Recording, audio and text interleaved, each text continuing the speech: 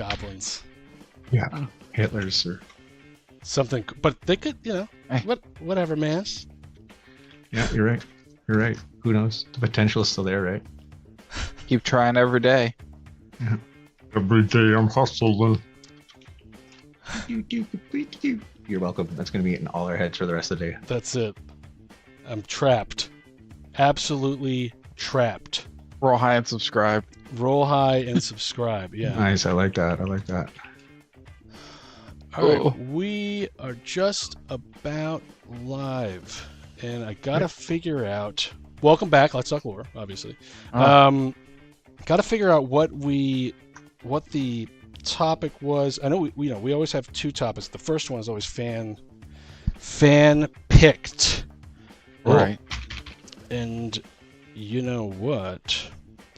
The number one topic, 36%, beating the other ones, magic systems versus low magic worlds. Cool. So, those of you who are just joining us, you know that Chris and I host the Let's Talk Lore. This is a special episode where we invite a fellow creator. Brett from Mythic Minds is going to be joining us shortly. It just says Mythic, but it's going to be fantastic. We usually talk about immersion, something based on immersion, and enhancing that player immersion at the table. I DM I'm the forever DM in our group, and Not forever. And if he didn't mention, that's Spencer, wherever he is, and I'm Chris. I did take over for a period. Yeah, for a period. Yeah. So, I think I don't know. I'm excited to have these fellow creators on our show, because we're just trying to build a community. There isn't anything that we're trying to ask for, nothing like that. Just building the community, seeing what's up, interviewing people, and seeing how we can grab some ideas, share the ideas, yada yada, to the groups. Well, and I think, you kind of just nailed it right there. I think that's something that's kind of misunderstood with a lot of people when you ask them onto your podcast or to your stream, or hey, do you want to collaborate? It's hey, I don't know, how much commitment are you? It's I want to chat, man. Yeah. I'd just like to chat with you. If I may just say real quick, welcome to Mythic Minds. My name's Brett. I am joined by these two lovely human beings, Spencer and Chris from Dungeon Doom Hand and Zen Flavor D&D. It's amazing to be on here again with you guys, chatting with you guys again. I guess I should probably turn my camera on, hey? I forgot about that. 1 second here. I'm concerned now. What do you mean? What are you concerned about? I've never popped up anything random on you guys ever. I am new with Zoom. Oh, there it is. I found it. Okay, let's pop that on there. And, oh, that's fantastic. My name's Rune. Welcome. I was told that I was supposed to be here for a little bit today, and I'm a little nervous. It's been a while since I've been on any form of talking thing. I'm Rune. Anyways, this is just me. Just said that I should talk about what I'm kind of working on. And this is the first reveal, actually. I just finished the mask a little bit earlier. I'm not done my resin zombie stuff, but this is a character that I'm going to start playing Call of Duty in character with, and they go by the name Ruin, and their story is yet to be told. What's the project? What's the project with it exactly? Hold on, let me rephrase that. You released a ridiculous trailer, which was creepy, spooky, awesome. If that's what you were going for, it was nuts. Explain, maybe? Sure. Just a taste. Yeah, there's going to be releases. That the idea is I'm going to be vaguely putting things out here and there about what Ruin is, who Ruin is, why Ruin is. Ruin is it's kind of a voice acting kind of thing that I'm trying to really push forward here. Really trying to learn to get into character, maintain voices, maintain character, things of that nature. But in my explorations of talking to parents about running games at their kids' table or the family table and stuff like that, I had asked this one mom who was at the art gallery that my ex owns, and it was this weird little moment where I was like, what if I showed up in a character? And they're like, wait, character? I was like, yeah, I have like masks that I've made and out of green tape, as you can see right there. I have all these things that I've been working on, and like I didn't go all out on this at all. I didn't just completely paint a toy blaster at all. And the idea is for immersion. It is for me to be able to get into certain things. I'm currently in the process of writing a Call of Duty Warzone crossover with D&D, with a community of Call of Duty players. That's crazy. That's awesome. And so you'll be able to bring one of 8 operators in. You'll get a firearm, a sidearm, one of the perks, one of the equipments, all those kind of things. But my world doesn't have ammunition manufacturers. They're literally, so if you can imagine all the zombie maps where there's always something happening in there, right? There's portals, there's this and that. They get brought over, and then they have to get back to Earth somehow. Right. And I thought of running it as the operators.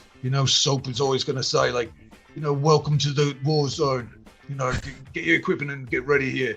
And the idea popped in my head, and it was probably 1:30 in the morning, and I ended up staying up till 5 writing like 22 pages of a backstory for this character.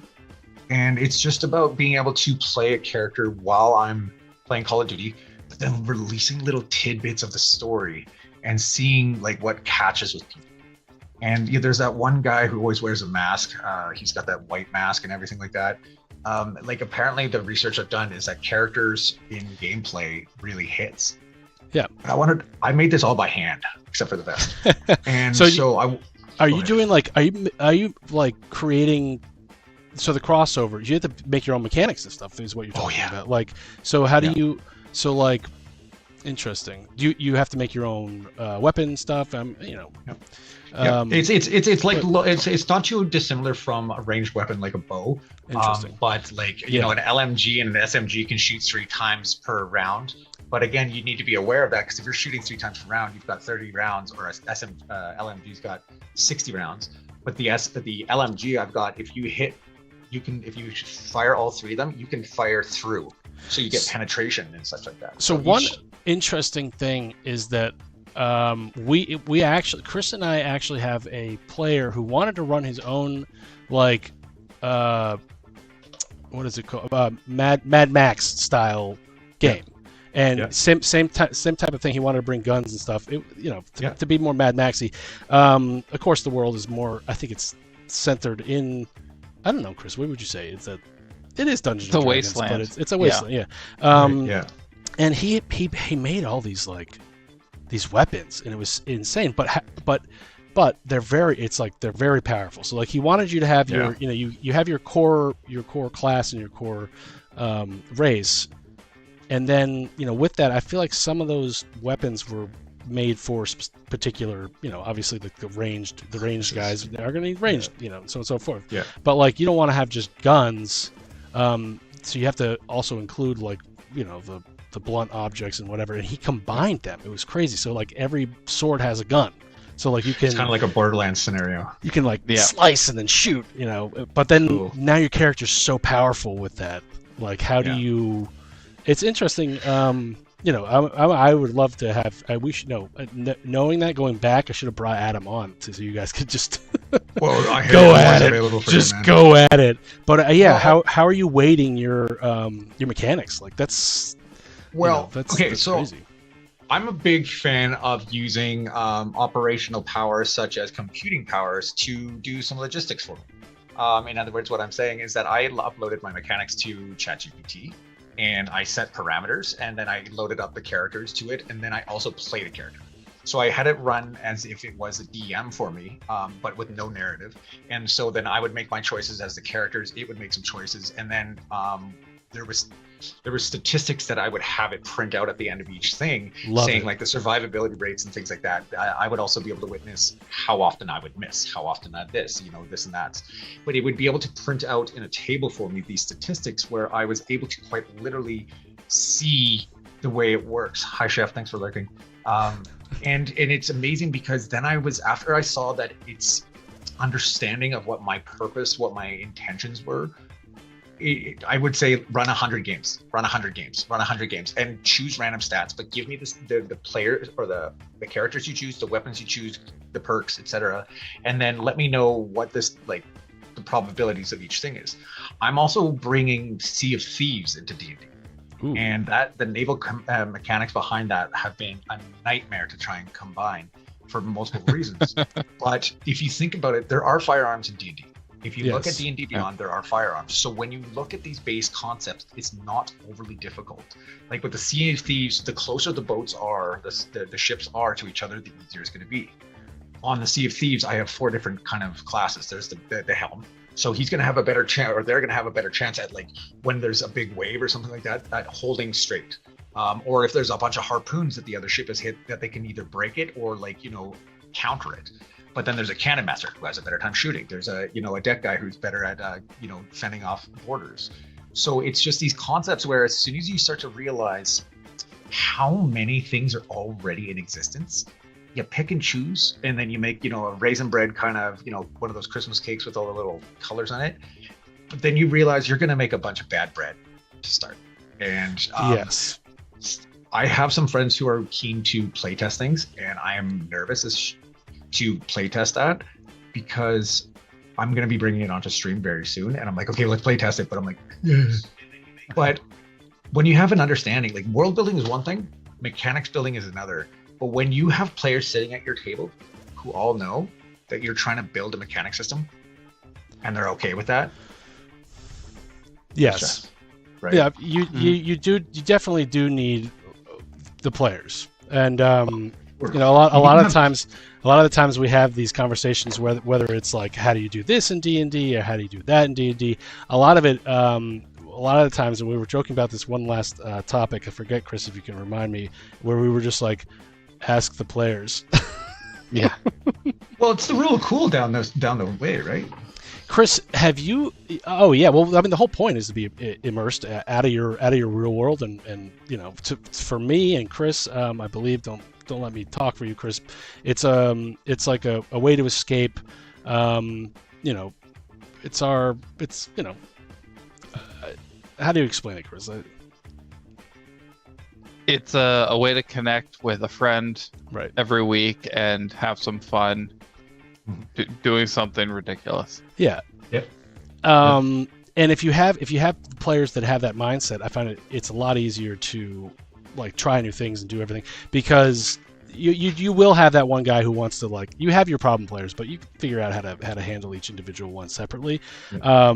But you have the people that want to break the mechanic. So you give them a new mechanic, they're gonna want to try. They're gonna want to just let's go, baby. So it's really interesting. I'm really interested to see where your thing goes, and specifically the mechanics, because I find that sometimes when I give characters homebrewed items, what I give them is like a powerful tool, and then what I don't do is equal it somewhere else in my world to sort of balance it out. So they're like, then you have these superhuman traits that they can get, or maybe the thing, there's like a time element to it. It lasts this long, so you can test it, sort of. Well, I think the biggest clause to put into that is I reserve the right at any point throughout this item's existence to modify for leveling out. What's that word I'm looking for? The equaling it out. The lady with the Exactly. Athena, maybe. I don't know. I know who you're talking about. Scales. I think she's a big figure in your guys' country, but reserving the right to be able to change something is something that I think is important. You made a good point there, and I want to ask you guys how you've experienced this and what you did about it. The players that want to break mechanics. I had one particular player who is a brilliant character maker. He came in as a level 3 rogue, level 2 warlock, level 2 cleric, level 3 monk. I have never hated a person more than dealing with that character. But he quite literally was trying to break my campaign, and he said it himself. So, and then when they came to the Las Vegas city, where there's demons that have shops, and there's devils and angels, and there's anyone that can have a shop. There's a legal black market there. and he was shocked that somebody had a ring of trucing and a ring of alarm. And I was like, those are both items in the game. He was like, you're just trying to like stop me from being able to do my thing. And I'm like, you're in a city full of devils and demons. Like, where do you think you're going to be able to sneak by? Like, and he did. He tried to sneak by a demon, and it actually created tension at the table. And I want to know, have you guys experienced anything like that? Chris, take it away, buddy. I know you know the answer, I think. Well, I don't know what your answer's going to be. I thought I know what your answer was. Go ahead. Well, my answer to everything is it depends. Like, sometimes as a player, like, what is your goal with breaking the world here? It's like, are you wanting to break the world just to say that you can do it? Sure, let's say we can do it. Now, how is that going to fit with the rest of the story so it doesn't screw everything up for everyone else? Or there are consequences for actions. Yes, that's just the like, one. Let them like, you want to fuck around? Things happen in the world with magic and with people from other planes. Like, we all like to think we're the smartest D&D players in the world, and like we can outsmart the world and everything else going on. We all suck. We all know it. Our plans are terrible. Yeah. But there are consequences for your actions. Right. And just sometimes you just gotta let them play it out. So you have to. It's easy to say, okay, this is a problem player. Talk to him, whatever. I've had just first off, man up and communicate. That's the first thing. That's the hardest part. Hey, if it's really affecting the game, just say like, listen, it's affecting the game. I suggest maybe we do this or try it out this way, whatever. But like, we have a player, Matt, who is just like, he's just chaotic. No matter what character he plays, it doesn't matter who it is. He's not like an NPC killer, but he's like, all right, I'm gonna destroy this story, So like last session, I had planned this whole thing out for Chris's character to find a note, and the note like is cryptic, and like the group is going to use this to re-immerse themselves into the story arc and sort of figure out where they need to go, and there are options. So I'm not like trying to force them to go one way. I just want to know where they want to go. And his character read it to himself and burned the paper. Now, like, I could have been like, all right, well, it starts raining, and or like the wind blows, and that doesn't, but like, why? But you have to think about, why did he do that? Why is the character trying to ruin your game? Is it because like he's bored? Is it because the story's not for him? These are questions that you should ask on a sidebar in between sessions. Like, hey, what would you like to have happen? Do you want to fight more? Do you want like more deadly stuff? Someone asked me that. They're like, hey, I want more intense battles. Like, no problem. I will do that for you. I don't know. I feel like communication is the main thing, but then people, sometimes you just gotta snip them a little bit. That's did you end up snipping your guy? Maybe a conversation to have. Nice. Off screen. This. Yeah. Let's just say that yo soy solamente Mythic Minds. Yeah. I am the only Mythic Minds. But the thing behind that too becomes the conversation about Rail. I was asked by the players like, hey, this particular player actually said that he wants to DM. I'm like, oh, awesome. That alleviates a lot of things for me. I've got a baby and everything like that. Right. But then, so then I had, I don't know, probably another year's worth of material, kind of just not railroad written, but the way that these guys are playing, it was railroady. There was only so many options they were leaving themselves. And then I got a complaint that they didn't, they walked into a boss fight super unprepared. I'm railroading them. I'm like, so remember this hint? Yeah, what about it? Okay, well, remember this hint? Yeah.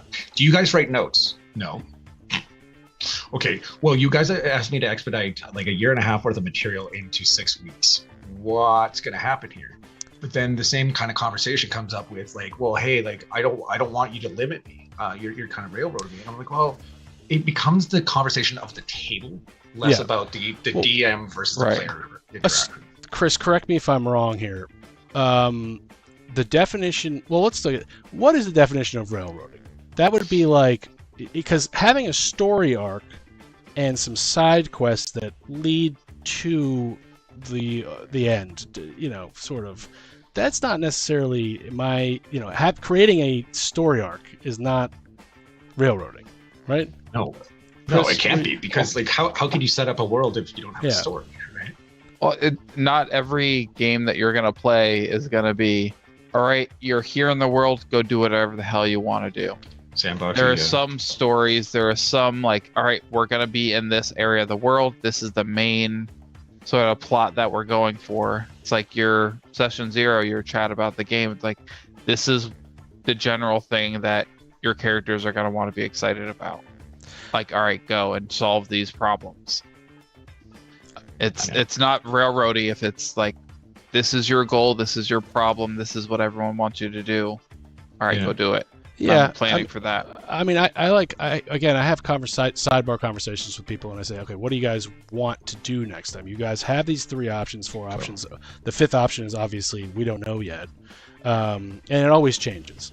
But like, you know, I communicate with them and let them sometimes tell me what they're really going for and where they want to go, and I'll try to change some things to go around that. So it's not like if they want to go back on the ship and explore, well, maybe I have that dungeon I prepared somewhere else, you know, they come, you know, just, I think hooks and stuff, but it's you know, the story arc is not a railroad. The railroading would be like, you're lost and you need to go into this dungeon to find the map. You're playing a game in the 1990s, right? You're playing an early 2000s RPG game. One of my viewers just said you can definitely have games without a story. We've had games where it was just a quest board with a bunch of monsters on. Have at it. Yeah. But see, like that's cool and all, but I don't even feel that that's sandboxy. Hi, Chris, by the way. That's not sandboxy. Like, in fact, it is sandboxy, but it's not. At the same time, like, my campaign was called Relics of a Waking World. Right. There was pretty soon into the campaign stories about a cult gathering, and then there was the story about the first divine war that came out and why these relics were even created. Oh shit, we got to get our hands on these things. One of the BBGs ended up being one of the characters that one of them played, and I may have acquired him, and he was just slaying people. And it was the sword was not meant to be used that way. So naturally they go for this. But then that same player, which I loved this move, but I fucking hated it, was he took 3 out of 4 of the relics that the party had, not too far away from the boss fight, and he disappeared with them. Because he didn't trust what the world would do with those relics. And I was like, that is such a dick move for the other players. For me as a DM who just wrote all this stuff. Matt, I hope you're watching this. At the same time, though, I was like that. I like him playing Aurelian. That was so Aurelian. That was so his character that I was just like, I hate you for that, but I can love you for that, because that was so on point for that character, and it ended up being the topic of his next campaign. Well, listen, right? Testing the DM. His statement was, I love to try and end every session with the DM going, I don't know how I'm going to write myself out. And I'm like, Chris, you did that to me. Yeah. And so when Matt's character burnt the paper, I guess I must have failed in describing the paper or whatever. Maybe I missed like the puzzle hint. Okay, this is like an important piece of paper, whatever. Chris's character, you know, the well, you wouldn't know this, but I'll just spoil it. Spoiler alert. Chris's character was trying to woo Matt's old character. And successfully so Matt took some time off. Matt took some time off from playing, personal life, and yada yada. So I had a cool thing. I was gonna have Matt's character come back, play a couple sessions, and then they were gonna have a box come, and inside the box was Matt's character's old head. And but like that character had an important item that they needed. So inside the mouth inside the toy was a letter that was like for the group, but it was written in a way that they had to use their notes to figure out what blah blah blah. But I underestimated Chris too. Thanks, Chris. Chris's character just ran away because he was upset or whatever. Chris was playing his character, and now I'm sitting there. I'm like, what the hell am I going to do? I wasn't planning on having a big city like hunt. Where's Chris? In my defense, just like the other character taking all of those relics away, they held me down and dissected the head of the woman he loved in front of him. So, do you guys ever make decisions for your characters? Like, if you're torn, do you ever let the dice decide? Yes. Yeah. Dice don't lie. I was going to say that moment probably. Ooh, I've got a dice don't lie moment for you. That probably wasn't a dice decision moment for your character, though, or for you, was it, Chris? It was partially because he was trying to fight out of that. He was blowing all of his spells and everything against all of them, and the dice were just making him fail one after the other. Like, he had to watch this horribly, and it's like, sometimes you just gotta laugh at.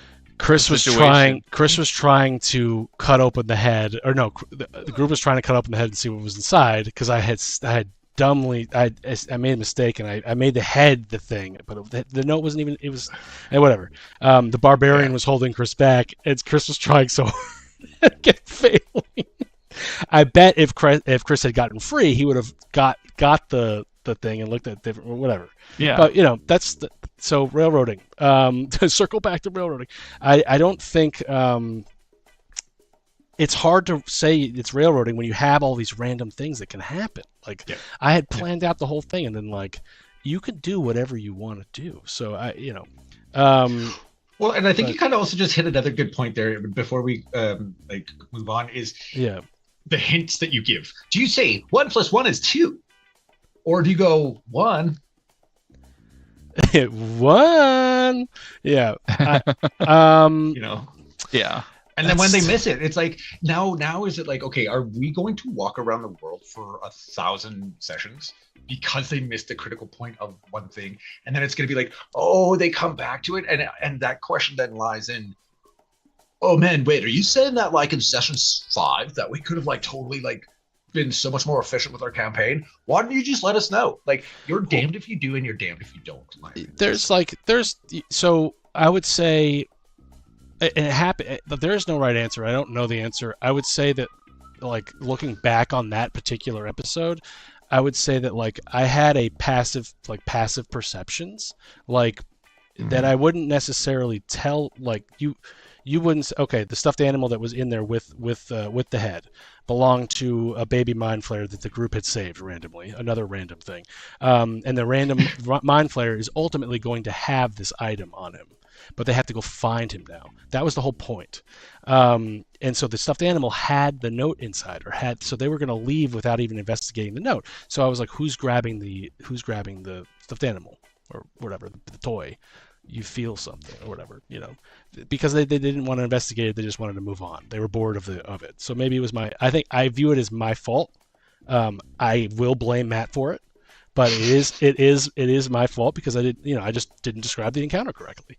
So Matt the Goat is his name. Matt the Goat. Yeah, Matt the Goat. No. He is not a scapegoat. No, he listen. Actions have consequences. Okay. Yes. Yeah. But, and like, so in my last campaign, it ended up dissolving for me at least. But I was playing an artificer, and the way that the DM described it, speaking of just weird descriptions, he had said to me, "Oh, you find an altar in front of me with a knife stabbed in it and a piece of paper underneath." I was like, "Okay." I got pushed into this cave, and I was the only one that could fit through it as a herring gun. And I was like, I'm gonna die in this room. Like, and I said that to them. They're like, just go check it out. I go up to the altar, and I take the knife, and immediately 2 things drop. I'm already at 7 HP. We're level 3, and like I'm dead at this point. But I looked at the dagger. It's an altar, right? Both player and character see an altar because of the description given. I go, I don't know who you are, but I could really use some help right now. And I was rolling like shit the entire game. And then I turn around and I go, ah, is my little 1.5 tall herring gun. And I tried to intimidate. I rolled a natural 20.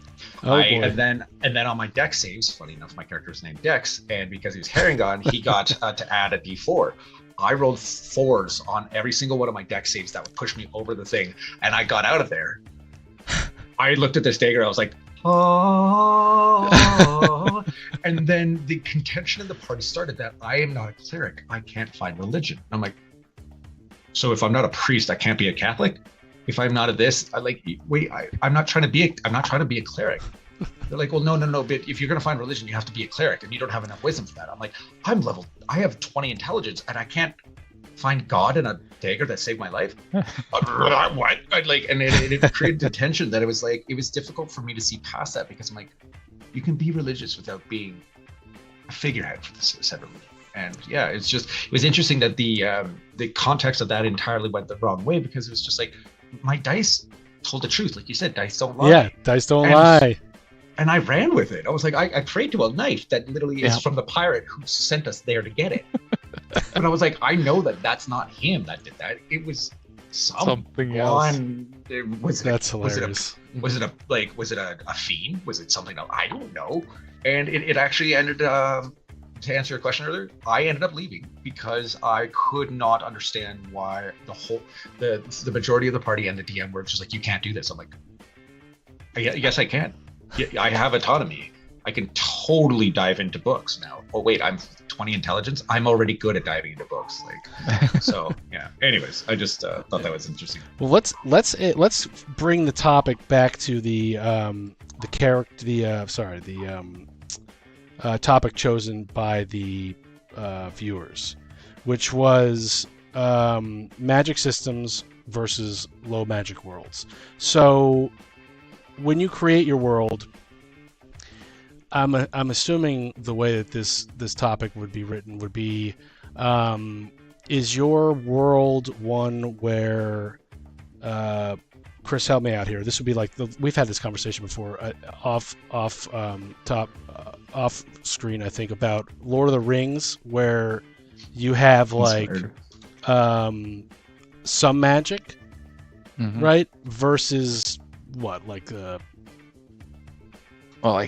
Wheels of Time, or where like everything is just, or like the Harry Potter, but the magic world. Yeah. And so then how do you do your magic in those worlds?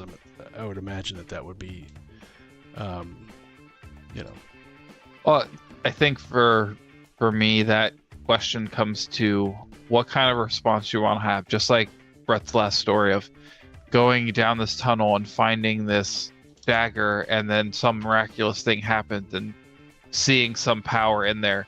Do you want everyone to see that as like an, oh my goodness, this is like some crazy force beyond nature that is doing this for all of us? Or is it just like, oh, you're talking to some god, oh well, you're just like Freddy over here?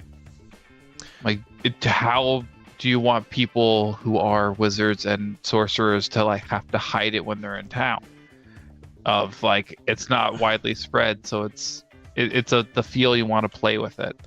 Well, sorry, go ahead. Sorry. No, I apologize. I was gonna say, it's like the Mad Max world that our friend Adam was running.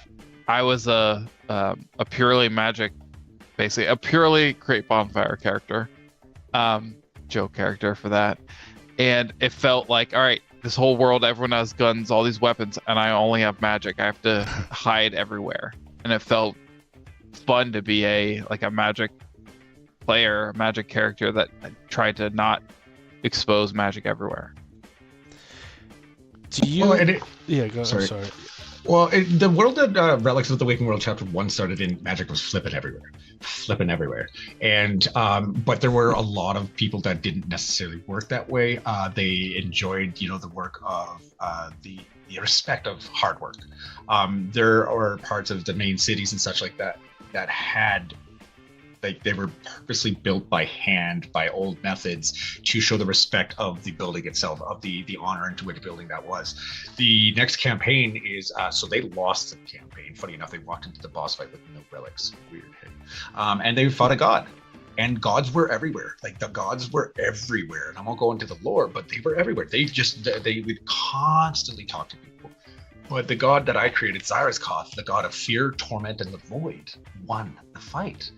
and destroyed a lot of the good gods, the gods of light and creation. And now the setting is going to basically be post-apocalyptic, anti-magic, cultist-driven, and a very oppressed sense of world. Because I was already thinking about doing this, but then the interested players, they're like, I would love to do, like, man, can you imagine a post-apocalyptic world? And I'm like, hey, how about a post-apocalyptic fantasy world? I'm like, oh, perfect. But now, just as you guys said, I have, like, as a DM playing the NPCs, as a DM playing the guards, as a DM playing the cultist guards, what do you see? What oppression do you cause in order for people to, as you said, Chris, you know, like there's the wizard thing or the sorcerer thing where you can do subtle magic, right? How many people are going to be sorcerers? You know, like, so. Yeah, I think, like, and also, I mean, Chris, it would be fun to have, like, go into a realm where, like, there is no, like, not necessarily there's no magic, where magic doesn't work. Where magic either doesn't, was just like randomly, you know, or like you have to, like, unlock it or whatever it is. But what if, like, you know, go a step back and come down from the trees and look at the forest, as my parents would say, about a variety of different things in my life. What are the people like in that world? So you have, do they just not know about magic? And so when you go to one town or the other, like, are they, and you do something magical, someone rages, and, like, or even the barbarian raging, I would consider that somewhat magical. What, they wild magic, witch hunts? Yeah. Do they get their pitchfork and, like, is it like the witches out? What was it? The history buff is Salem witch. Yes, yeah. Is it something like that? Or is it? Or is it like, 1939 freaking Europe? Holy, you're like holier than you are the Messiah that they've been waiting for. You know. Yeah. Interesting. Well, maybe both. Yeah, and then, like, how do you build on that going forward, or, you know? But how would you go about? And if you were going to change would you change the power of the magic? Like, would you tell you wouldn't tell your characters, oh, you can't do that, because the whole character is built on using spells and stuff. Would you change, like, would you? I mean, if there's going to be no magic in the world or heavily limited, it's not unheard of to, like, restrict certain spells or certain types of magic, or, like, limit how powerful all the magic is, because it is going to be special and unique. And in most D&D, magic is overpowered anyway. Yeah, thaumaturgy and prestidigitation are going to be incredulous powers, you know, in a world that there's nothing. But in a world where there's tons of magic, it's nice to clean up the crap that you just, or all the blood, you know. On that same note, though, it is interesting, because what you could do is Legends of Zelda it. You know, like, go to the water temple, unlock this, go to this, unlock this. And then, like, the further you go on, it's an exponential growth as well. And thusly is or mix a Legend of Zelda with GTA, your wanted stars go up. You know, and I think these things are a fun thing to have, like you said, with sidebarring, but session 0 conversation of, like, hey, just so this is the setting. You know, blah, blah, blah. And hey, guys, if you want to come and guest on a campaign where there's going to be that kind of shit, you know, you're more than welcome. You guys are always invited at the table. So, like, what about just having, like, having some magic spells, you need certain items to do. You need to spend the, you know, certain money, or you need to have a certain feather or whatever the hell it is. Just having them be more, you know. Maybe that's what you find in the treasure of the dungeon. Like, you find a bunch of magic making stuff. If you think about the idea of necromancy spells, like, what is it? False life or something like that. There's a healing spell that is a necromancy spell, right? But necromancy is often, in a lot of campaigns, frowned upon. However, it's usually referring to raising the dead, even speak with the dead, you know, these kind of things. Kalimdor, the god of dead, that I use quite frequently in my campaigns, he has no issues with any kind of magic so long as you are not trapping souls within the mortal plane. He is, you know, he's the usher of the souls from life to the cycle of life. And so he, in the way that I see the undead, is that their souls are not, their bodies are not just husks walking around, their souls are trapped within, because they're not religiously able to be released. And so he has an issue with the undead. Necromancy as a whole, yeah, actually, Chaos here, or Etheria, before this chapter 2, every form of magic was always allowed. It was also the dueling. You challenge me to a duel, you guys can fight to the death so long as it's agreed, and there's a witness. Like, I had full-on law systems that are like everything's allowed so long as it's understood. Even this person killed my so and so. I seek the right to go and hunt them down, and then you can claim it. There were so many different things, but then when you get into the nitty-gritty of what is allowed, I think I love saying this when I'm doing my workshops, teaching people what D&D is. It is limited by this. That is your greatest limitation. If true. you find a really nice That's so true, dude.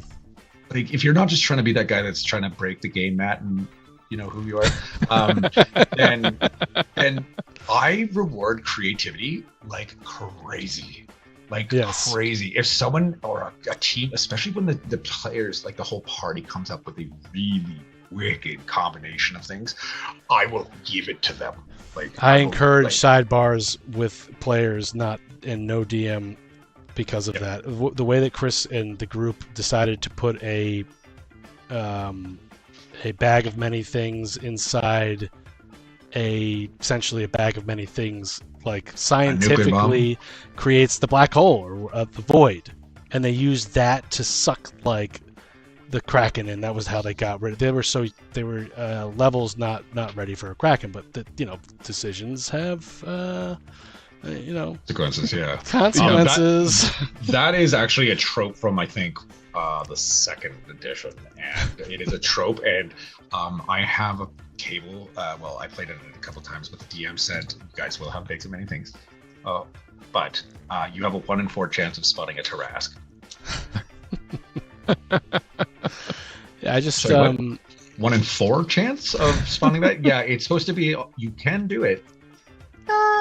Yeah, when it comes to like the magic realms and stuff like that, or how much of this, how much of that, I also like to lay in like some science, and I've been I must text Chris 5,000 times a day, and we are my world right now. We still do not know if it's flat or round.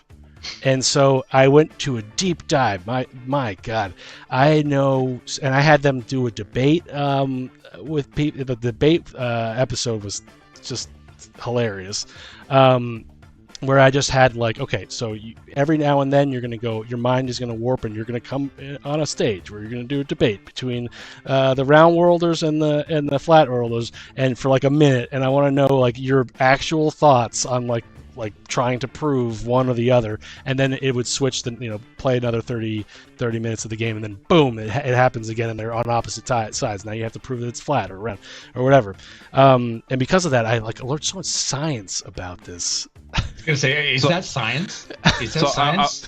I want to give Spencer some credit for this, because the way he described it is so different than the whole. We were escaping 2 mind flayer colonies attacking each other. So there's mind flayers and elder brains and craziness and psionics and all this shit going on all around us, and we're like running through a rat trying to get the hell out of this place.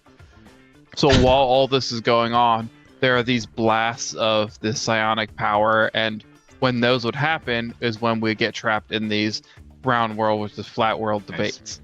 And like the big discrepancy between the 2 colonies was one thought it was round, one thought it was flat, and they're fighting over it.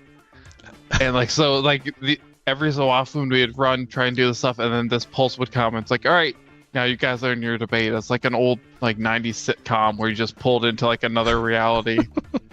All here gathered to debate on this. What you see right there is Neo and Morpheus in the Kung Fu place. And it's like, I know the Earth is round. Show me. Yeah. Stop trying to show me and show me. Yeah, round world or a flat world. Yeah, and it's funny. It's like and it said like the science behind it. And I did a deep dive on online what people think and everything. It was like if it was flat, like it would like everything would be pulled towards everything on the brim. You would have gravity be more so, I think, at the brim of the planet, or at the end, so that buildings and plants and stuff would sort of be like Inception style almost. yeah, it was so weird. I was like, all right, so this might be Okay. maybe we're gonna go for round here. Maybe we're gonna go Shit, for round. I could have that conversation for ages because like how is how does Yeah. the sun work? How does this? So you're saying that the sun just goes into an empty disk or something? Yeah. As far as science goes, I brought in something called cymotium, which was basically cobalt. Not cobalt, sorry. What's the very cadmium? It was basically nuclear material. And they found out because the town that they went to, people's teeth were falling out. It was the radium girls all over the place. And I also had mechs way later on that were powered by this stuff. And one of them's like, his intelligence was about 18, 19. He's like, if I were to use shocking grasp into this, I'm like, you find out. Shocking grasp, but electricity is not necessarily something that reacts with that kind of thing. However, what they did though is I had made a prism called the Echo Stone, and any magic that was put into it would have a chance of like a high chance, an 80% chance of just doubling up the power or what have you, or it would have a chance of rolling a wild magic table thing. And they did this. The town is no longer. 2 of them survived. One of them died of radiation poisoning later on. They're like, so were you going to tell us that was going to happen? I was like, so do you guys know what the demon sphere is all about? The demon core? Oh yeah, that guy where he dropped the screwdriver, and yeah, you guys did that, but you fucked around and found out way further on a much bigger scale. So what part of radioactive in a world of magic did you find that it was a good idea to blast the thing with ions? Yeah, and they're like, oh no, okay, that makes sense. And I'm like, okay, good. I was like, if we're gonna argue about this, I'm not sure what I could say. Yeah, anytime you go those crazy things, you always have, as a DM, think like, did I explain all of this the way I'm envisioning it? Are they picking up what I'm trying to share to them? Like, don't do this, please. Well, and speaking of don't do this, I don't ever have flying warships in my campaigns, because all of a sudden, like, I have a really big country as it is. It's the size of Canada, basically. And if you know anything about our country, it's very empty. It's very empty. And so the reason I did that is that when you guys come in, you want to pick a place from the map and you want to create your own small little lore or a town. That town is now existent in the yes. It's a collaborative program. However, when you go and you have a big country like this, and then you have another country you started your very first campaign in way far away, you've got 2 countries. It's taking you years to fill up, and at a 20% fill up rate of these 2 countries, and now they have warships. No thanks. No, you know what? You can fly if you'd like to, but there are a lot of things out there that fly, and that'll kill you. And basically, it's the video game Invisible Wall, where I found the edge of the map. Oh yeah. So yeah. we're on ships right now. I just made it so that the ships use a crystal to power it, and it's freaking hard to mine those, and very limiting. Every action of the ship as its own ship can be. The players can choose to use their turns as ship action, and each action costs a crystal or whatever, a portion of it, or whatever they're going to do traveling. So like that thing is going to, there's limitations, gasoline for the ship. But, yeah, dude, it is tough though, because Chris and the group we're traveling around my world, and like I have what, Chris, 10% of it filled out. I mean, I know the zone, but like we are creating this this campaign. It is slowly going to be playable eventually in print form. That's my long goal. I would like to. I'll be buying it. I would like to do that. You're going to get one shipped to you. Okay. Yeah. Ditto. Yeah. But I don't have no idea how long it's going to take. But a portion of me, and I was thinking about this, wants to leave that map open. For that very reason, what you were talking about, because like it's the players have built the world that we're playing in one way or another, Well, and Chris, I beg the question to you. Like, I would prefer you have teleports or portals that go to different realms, to different like the Feywild or something like that, than allowing someone to whip around the world, because the world is something I have to build. Whereas the Fey realm could be wherever you want it to be. Roll a bunch of dice and do the random world generator thing. Chris, how do you? What's your stance on that? I think it depends Traveling. on. It depends on how fast you want the story to progress. I think. Like if you're getting up there with higher level characters and you just want to like not do that middle portion, that 6 months of travel, and you're like, we know you can get there with teleportation and this other stuff. You got a ship. Let's just get you there and continue the story. But if you're a lot lower level and it's like, it's dangerous to travel that whole distance, then you're like, okay, it's good. You want it to be a challenge. And if you want like that truly random other place, then portals to like the random Mario portal that Spencer had for us. Are going to see Solid Snake. I didn't have and then now Marlboro Reds are canon in Dungeon Doom Hand. Well, but also it comes up with like, do you do travel time? Are you a travel time guy? Like, how are you gonna?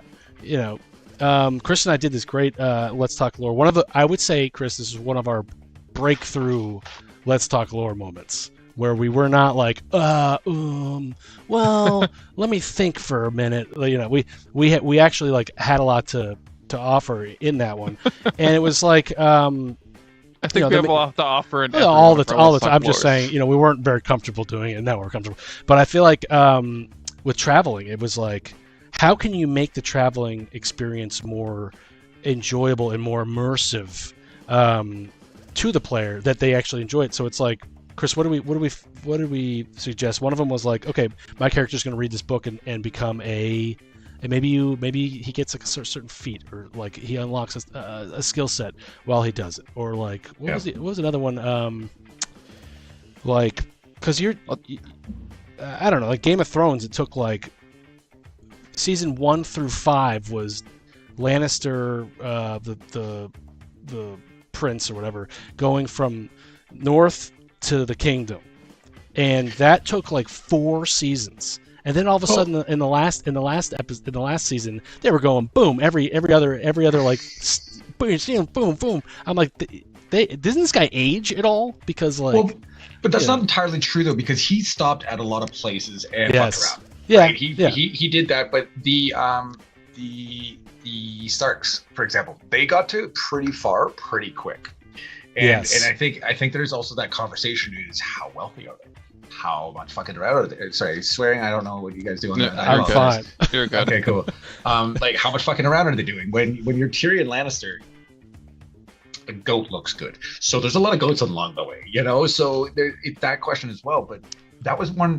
There was one major travel section. They wanted to go from the major city to Nightshade City, which is 892 kilometers away.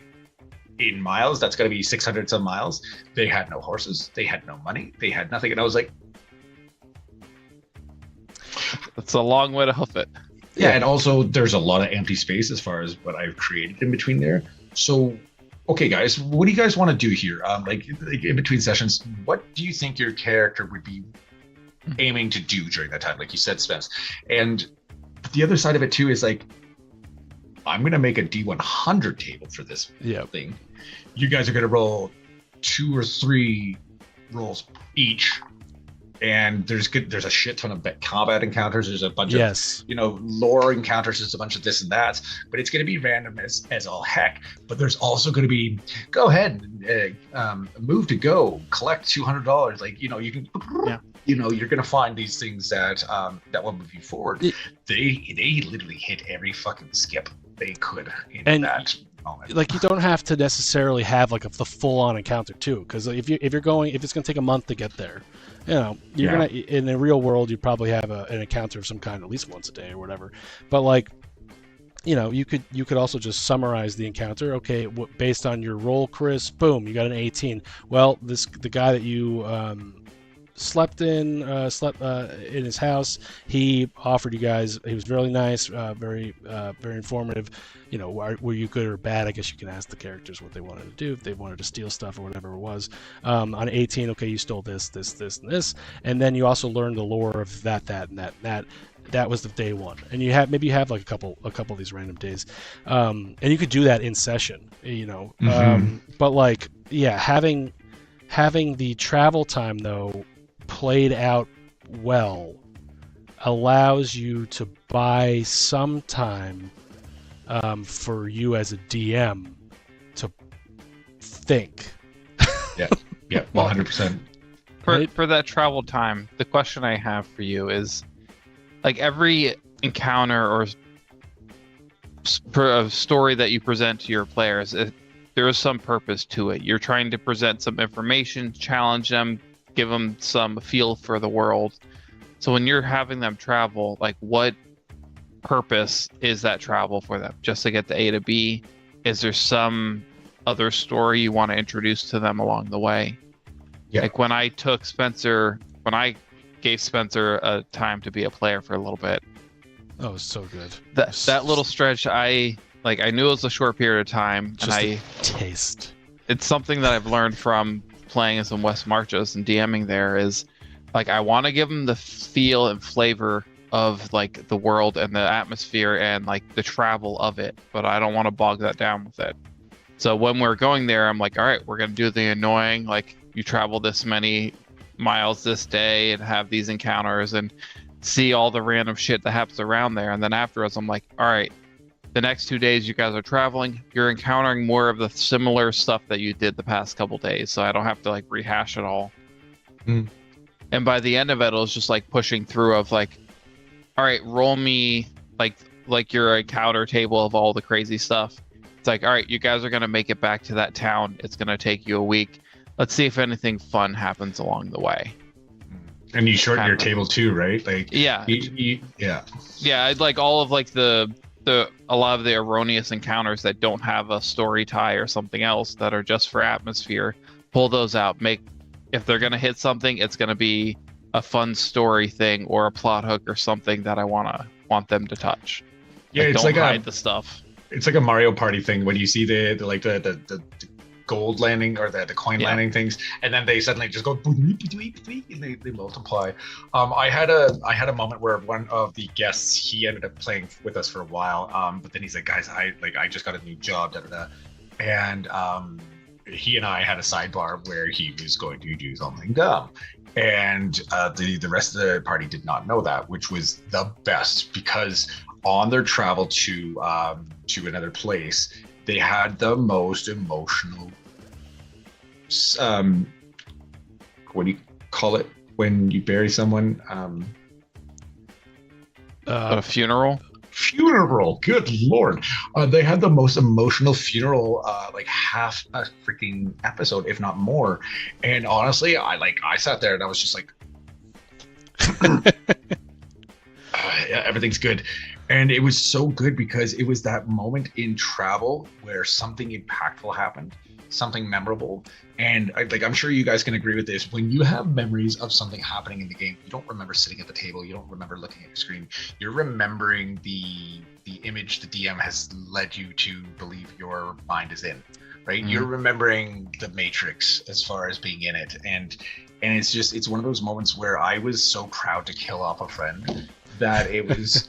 It was one of those things where, again, the party did not know, and when they found out that Max had to leave, they were like, "Oh wait, so is that all this?" And they're like, Max is like, "Yeah, sorry, I did tell Brett to not let you guys know." And they're like, "I don't care. That was so awesome." And I was like, man, we choked up, and we all were happy about that.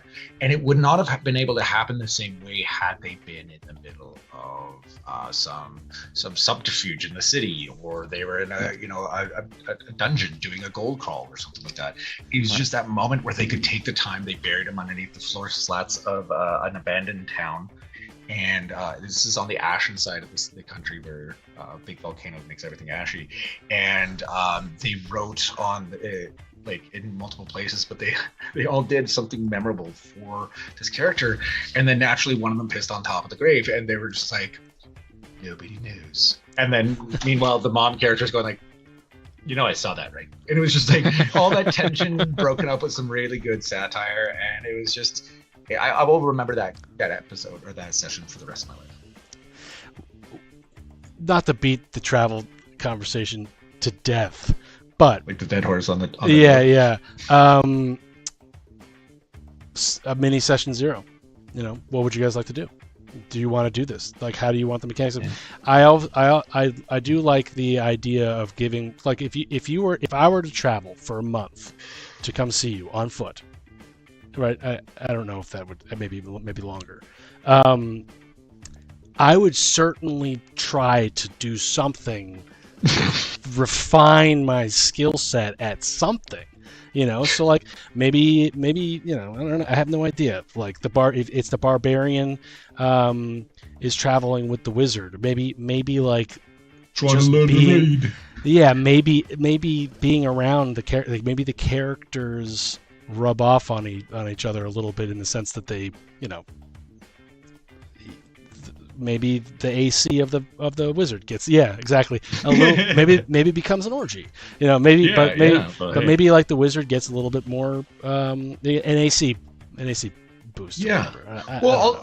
I'll tell you right now, on a 4-hour flight to come, it would probably be a 5-hour flight to come see you. I would be doing Duolingo. I would be working on my story building. So on a 4-hour flight, I would be doing that. I cannot imagine what I would do if I was hoofing it or on the back of a cart for a month. Like, yeah, dude, what do people do back then? It's insane. They even think about that. Like, so, like, I maybe do a deep dive into that. What do people do? Like, did they? They wrote a bunch of stuff. That was the thing that I said about COVID. COVID was the reason that I got into this game in the first place, and became very proficient at working everything online.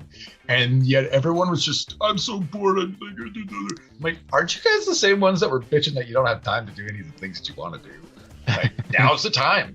Get off your ass and do it. And I think that kind of, the other side of that though, Spence, is ambition and willpower are different things.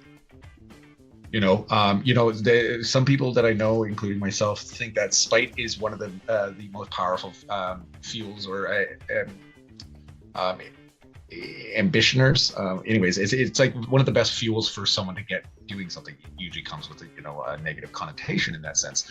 But time, ill prepared for, yet plentiful, is something I think is a gift, because as we are so limited in this world, in reality of having a lot of time, especially in a capitalist, in the world that we're in, when you are given a plethora of time and you don't know what to do, find that as the gift that it is. I learned how to DM.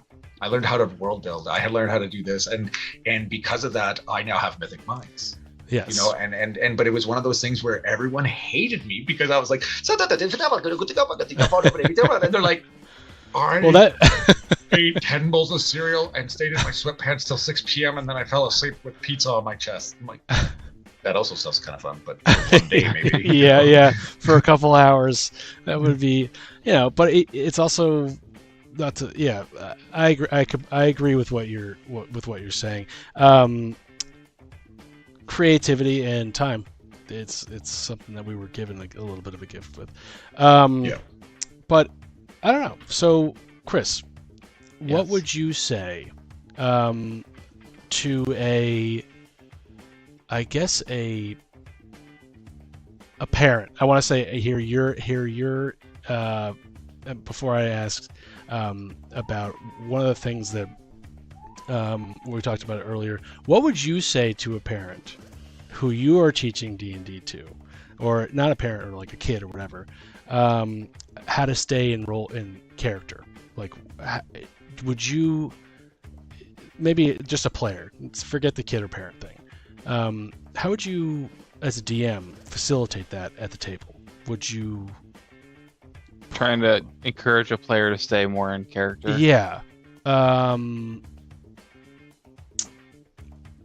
That is the one thing that I have a hard time with, I think, as dungeon master. Like, so for me, something that I will do when I'm feeling like disconnected from a story or a player is I'll just write down stuff about that character. Like tell them to go into the backstory, write down like what they would have eaten for breakfast, like little mundane things to get them like walking through the day as that character. It's like, where would you have gone if you could wake up in the morning and you had all the free time that we were just talking about? If your character could wake up, what would he do this morning? Where would he go? If he could do anything this week, what would his like ideal week look like?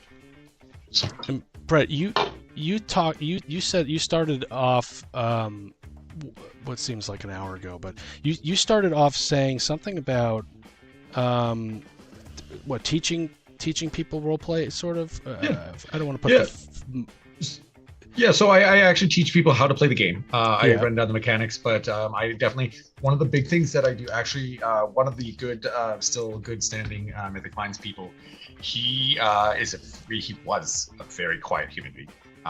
And when I would go and see him at the market that he worked at, which is down the street from my house, it was always like, I'd like nod at him and he'd always be like, oh, 1 second. And he would come up when he was done with a customer or something, and he'd come up and be like, hey, how's it going? So this is but then he was playing Kudal the Harsh, who is a very large orc paladin who, like sometimes I did the voice for him sometimes because he wasn't keen on trying the voice. But then I kept asking Alex, I'm like, hey, Alex, I don't mean to be a prick, man, but that sounds like something Alex would do. What do you think in this situation Kudal the Harsh would do? And eventually he became a little bit more comfortable in making decisions as Kudal. But one thing that I loved, and we tell this story frequently, is that one day I walked into the market and he goes, hey, Brett, how you doing? I'll be right there. And we were all just like, we both stopped and went, what? And like, he's like, but it was funny because I said to him one time after a game, I was like, man, don't worry about wanting to speak up, because everyone has the right to exist. Everyone has the right to take space. You have your own space and you have the right to be heard.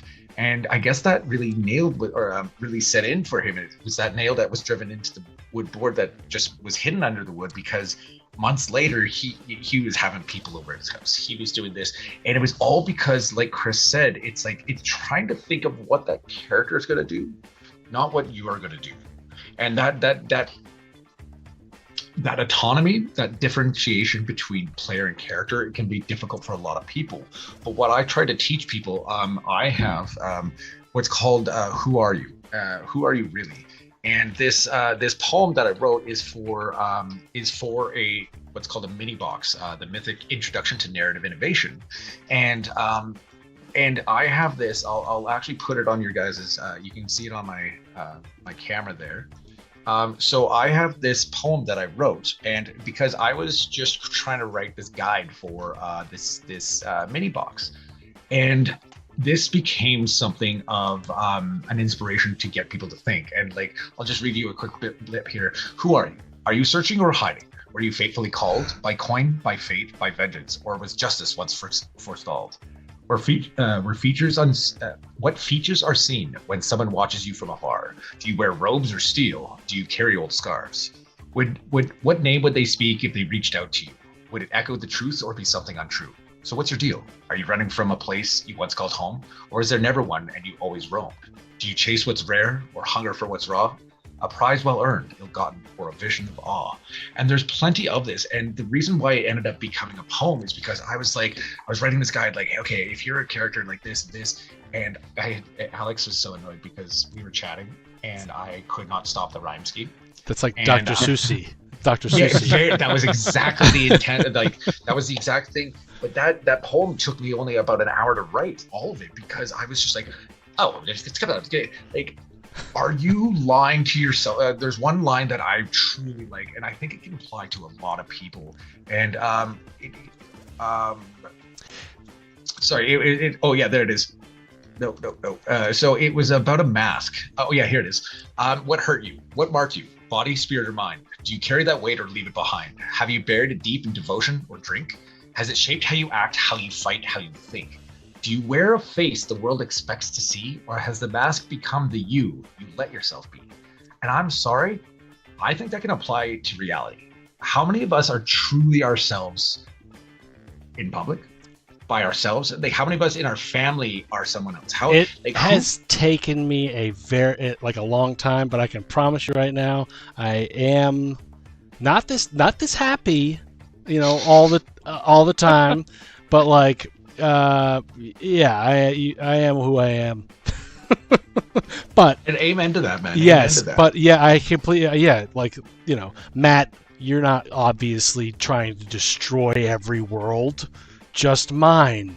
Why? What are we gonna do tonight, Blade? Same thing we do every night, Matt. Yeah. But the other side of that too is that no one can. Everyone thinks I'm like, oh yeah, I just made this character like totally random. I'm like, there's still a piece of you in it. Yeah. Yep. Yes. Yeah, you may have made that character completely random. You could have dice rolled. You could have done everything random. The minute you start playing that character, a piece of you just starts sliding. Oh my god. So Agoth Doomhand, who is the protagonist of our story, Chris, during a Let's Talk Lore, one of our very first ones. God, the quality with that was so bad. Like, cameras have gotten so much better. But he was like, we're going to talk about Agoth Doomhand and the Skulls of Power, which is the campaign we're making. He was like, what part of you is in Doomhand, or what would you say, like what you're saying, like what portion of that character is you? And I was thrown off so much by that question. I was just like, let me just go ahead and first off throw up on the floor a little bit. I don't even know. I was like, let's see, is it the fact that he wants to kill all the gods? Is that something? I have no idea, but it's true though. Every character, and I would say that if I were to just listen to the players play a character, I might be able to determine who's playing that character. If we were to like turn off the audio, and just have it be like someone, like the dictation. Yeah, dictation. I might be able to determine who's playing who in just a role play situation. If it was Aaron who was playing with us, he's no longer with in our group. The guy who's running away would be obviously that's Aaron. Yeah, he would always run away. But it is interesting because your tendencies to and how you strategize to play a game, that's your strategy. I always, for whatever reason, am going to be the guy that will I'll take the bullet in the game. I don't mind dying, but I will probably try to fight this guy. I will need to be healed. I'm always a sniper. Yeah, everyone is a sniper. And it doesn't matter who I'm playing. I did the same thing, Chris, when we did the one-off with you when we was just dungeon when it was two wizards against a crazy dragon. Like I was like, oh fuck, I'm a wizard. Shit, I should not have tried to punch this dragon. I should have used it. Yeah. A damn bad one too. Yeah. Well, like we talked in my interview that you guys took part in of the mental health initiatives that I'm trying to bring to TTRPGs, and this is exactly what we're talking about. Is that the whole idea? I've actually started lining up therapists that are keen to work with me now, and it took a while because a lot of them were like, I don't know, this is kind of scary. Like, okay, yes, there is narrative therapy where you get somebody to kind of talk to a scenario, but it is railroaded. It's intended to be railroaded because the therapist has a mission for you. When you so one of the plans that I brought to this, she is a art therapist. She focuses mainly with children, but families as well. But she is a psychologist. She's a master's in psychology, PhD, and everything. But she does art therapy now because the way she described this was the one thing that she loves about working with kids is that they're clammed up. They're drawing. They're clammed up. Yeah, life at home is good. And then suddenly you see the hand relax. It's not scribbling, it's drawing. It's coloring now. But along with that hand relaxing comes answers flowing because the guard starts to break down. And I was like, I'm sorry, is that manipulative? She's like, entirely. What about psychology is not manipulation though? Dude. Because when I ask you a question, and how did that make you feel? Like, they're not actually asking how did that make you feel. They're watching to see how you react to that question. Yeah. Oh yeah. You know, it's the answer is part of it, but it is about the reaction to it. And so with this initiative that I have here, I have yet to, like, I've told you that story about the arachnophobic.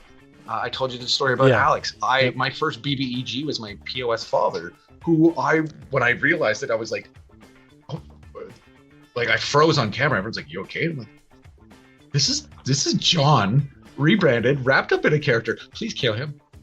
And when I talked to my therapist, I was like, "Is it wrong to have said please kill him?" She's like, "No, it must have felt pretty cathartic." I was like, "Catharsis is an understatement, my friend. I still go to the bathroom every once in a while because of how good it felt." You know, it was just, and it's just this thing where you can't hide. You cannot hide when you play a TTRPG. I agree. So, Chris, your wife, therapist. Yes. My wife, behavioral therapist for special needs. I feel Can like I talk to them, please? I am definitely one of the top subjects. But I've been telling her for. Was she married? I've been telling, yeah. She's like, this guy just needs some. I could change him. Behavioral. Yeah, I swear to God, he just needs this little twist. I got it. I know I can do it. This guy lacks behavior. Yeah. What was I gonna say? So I was always, and I'm want to push. She's building her practice and everything. I'm like, we should have like a D&D night, or like at the local game shop. I'm sure that they would kill it. Like, I'm sure, and this has been something that Chris and I have been talking about. Like, eventually every now and then on Instagram, I make a post and I get like a fraction of a cent. Well, guess what? These fractions of cents have added up to $1 now. And like at some point it's gonna be able to afford the Hex & Co. hour. Maybe they'll match me and give us 2, whatever. Shout out to you, Hex & Co. I'm holding you to it, even though you haven't said anything yet. But like, I feel like once you get those kids in there, so let's just say the kid has, I don't know, whatever it is. And he has a behavioral issue that he's wired in a different way.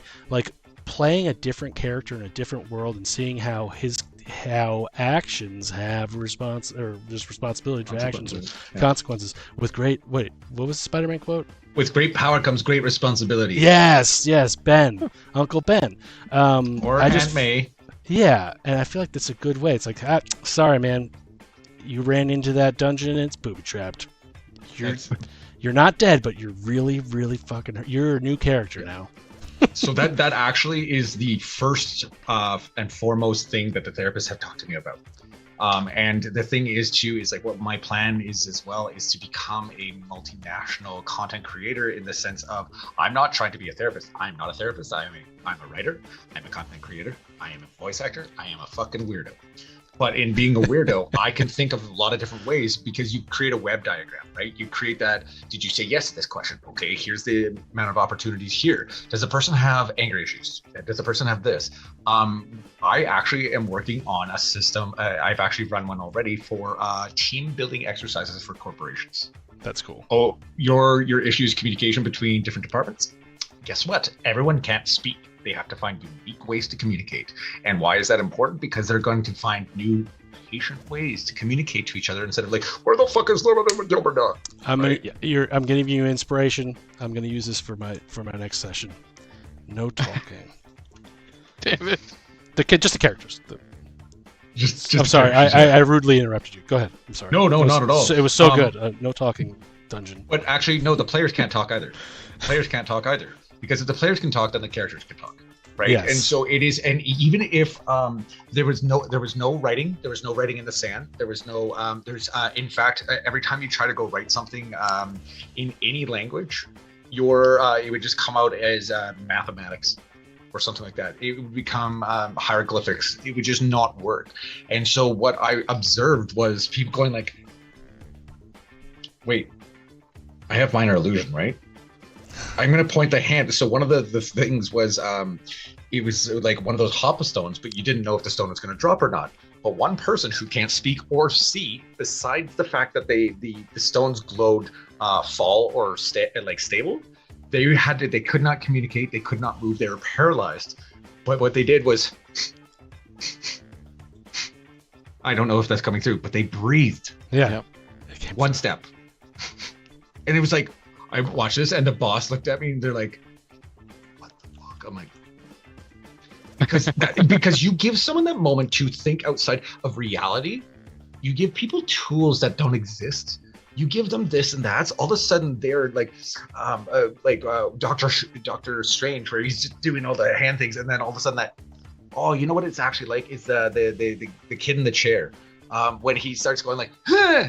And it's like not working, but then he does this weird kind of hand thing and just goes, and they all go like, what was that? And but it was that moment, but that instead of that, it was their understanding of what's possible to do, what things can happen to communicate, to like imagine being the first people who had to create sign language or before. Here's a question for you.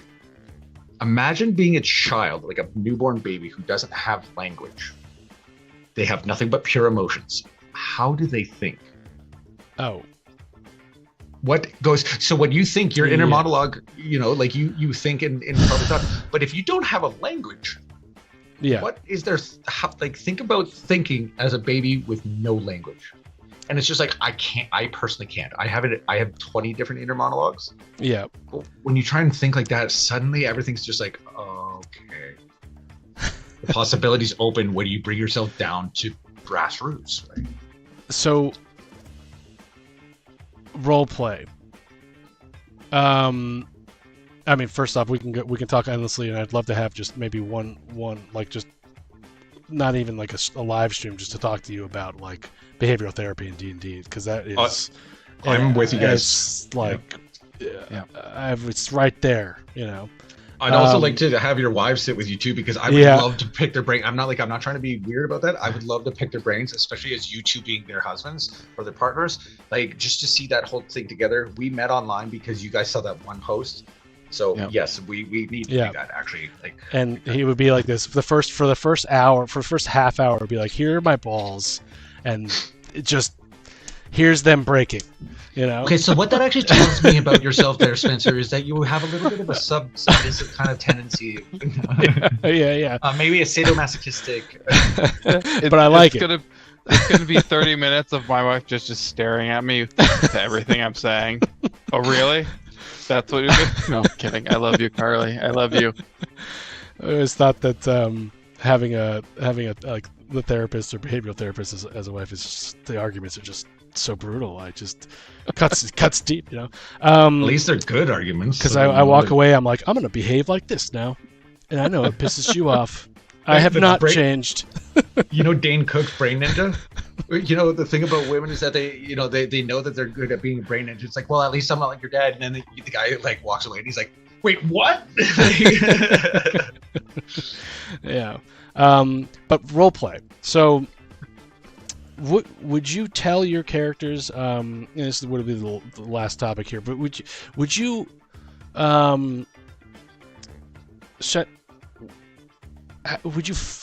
do you force your character to player to role play? Would you reward the role play? Would you, if they were in character and did something cool, would you give them inspiration? Would you not? You don't reward it. Because I'm not going to force, Matt will never play his character like voice or whatever, or neither would Jake for that part. But they have their goals, as your character should have a goal of some kind. So your decisions can be made around that. But when it comes to immersive role play, I feel like it's like a little gray area there. I like to be a little in and out. Chris, you're fully in there sometimes. Well, for a DM, I always think of it as create the opportunities, create the space for them to role play or to go into it if they're wanting to, but never get to the point where I'm not creating those spaces. Because just like your story with the guy who finally spoke up, it's like eventually the more you do it, they're going to take that opportunity. If they see other people at the table getting involved in it, and you have that space available, oftentimes people just go into it without even realizing it. This is my answer. Yeah. You do it, you build it, they will come. Yeah. You show up and you do your thing. The amount of times that someone's like, "Oh, I'm never gonna do a voice," I'm like, "Okay, welcome to the ship." You know, I call it the piece of shit. But I call it the piece of shit because often I have to use my own shit to patch out the holes. And then they're like, and then sometimes I also, if someone's really self-conscious, I will intentionally fuck up my accents. You know, oh yeah, then suddenly everything's get about it. They're like, if he can screw up and be okay with it. My new character's got this voice. I'm like, workshop it. Don't worry, you're never gonna land on your voice the first time.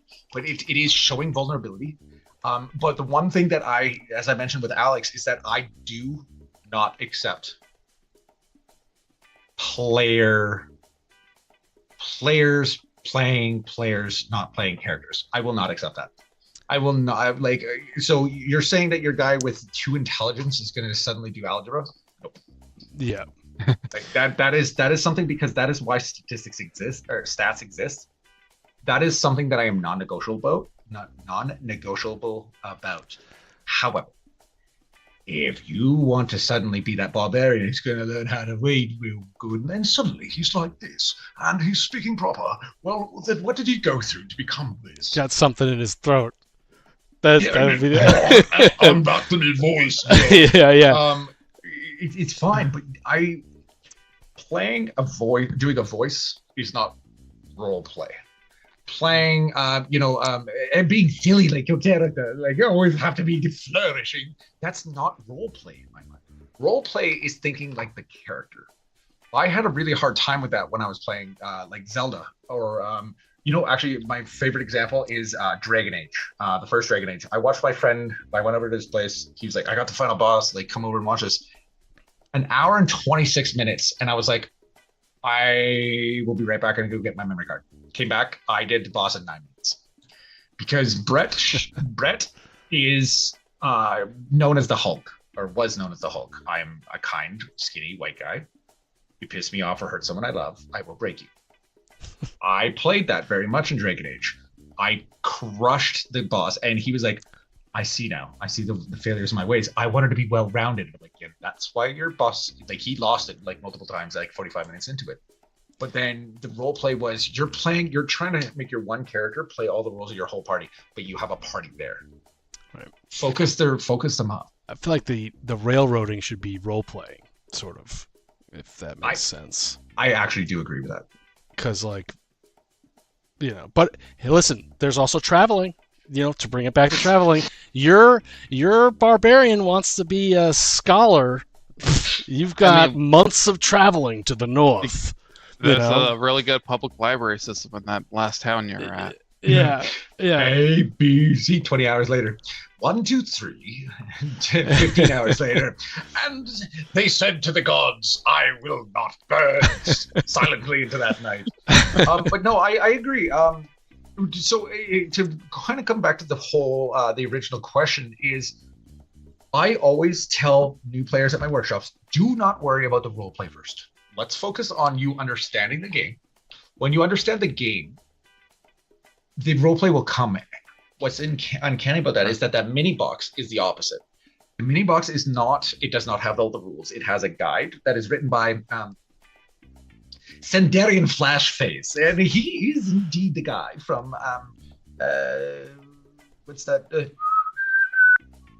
Hunger Games. Yeah, the guy that's on the TV. He's very much one of those guys, but he is deviously evil, unless it serves him. But the thing is that that's that thing, and then there's the poem, and it is intended. It has a mini for you to paint with brushes and paint. This is supposed to be an art project for you to consider the game because a lot of people look at the books. Oh, I don't have them behind me anymore. I still do that. I used to have those books behind me for so long that it's like, oh, the book's right here. But the manuals are so big that people are like, I'm not fucking learning math right now. Like, the books are that big, right? But then when you subtract the books and you defang it, as I call it, you give them the opportunity to be like, hey, what do you think? Okay, Zelda, I always thought Zelda was Link for years. And then when someone told me... Oh my God, I thought that too. Yeah, and would you buy a game called Link? Man, I don't know. Yep. Maybe. Yeah, probably. Yeah. The what is it called? The Great Adventures of Link. Sorry, Link to the Past. Link to the Past. I was like, yes, I would. Yes. But so they each have their own different ways of doing this, but each person has their own crutch. Each person has their own thing. And for me, because I am one of those people that loves to, okay, I dare you to try this.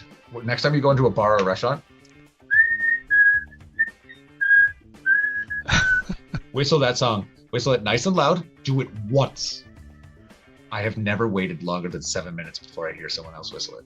Social experiments are a freaking thing hilarious. of mine, and they're usually harmless. I have cricket noises too that I love doing in restaurants, and then people are like, they look at their food, and I'm like, okay, that one's mean. But D&D is a social experiment. If you're watching, people don't realize that they're partaking in a social experiment, whether there's a social experiment happening or not. But when they click, when you see someone go, I understand how this game works, I understand what the limitations are, you watch their eyes go, like, I don't know how many different animes or things like that, where they go, oh! they don't even reach their final form because they only just reached their first form, and then they realize that there's science saying God.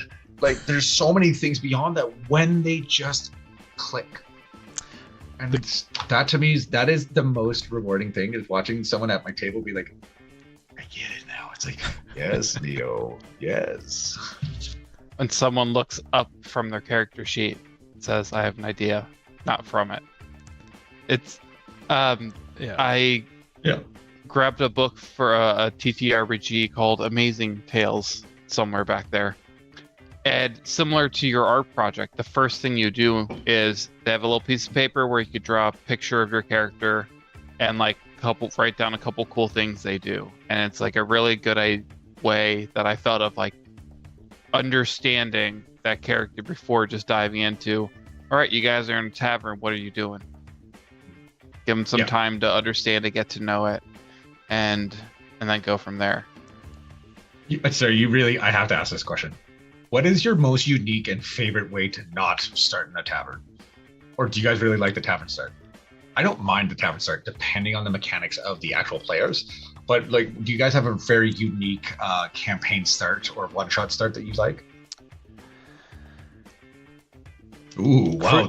I see you're both like, huh. So the way we started my campaign that we do, it was, the Forever campaign that we're building. I had them all butt naked, tied in a prison in a dungeon, and it's like, get to know each other. I'll be back in a minute.